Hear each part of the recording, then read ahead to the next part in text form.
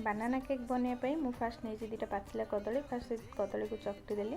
तापर half cup चीनी 1/4 cup sunflower तेल आ 1/4 कप रो टिके कम दही आ गोटे cup atta half tablespoon cornflour 1 teaspoon baking powder half teaspoon baking soda फास्ट ताको छाणी देली छाणी देकी तापर गोळे देली टिके काठो काठो हैला सेति 2-3 चम्मच भलिया क्षीर पके देली तापर हाफ टीस्पून रो भानिला एसेंस पके गोळे देली हाफ कप टूटी फ्रूटी मिसे देली सेतिरे गला तापर केक टिने टिके तेल लगेकी गोटे बटर पेपर देकी ढाली देली से बेटर गुडा को तापर ताको 170 डिग्री रे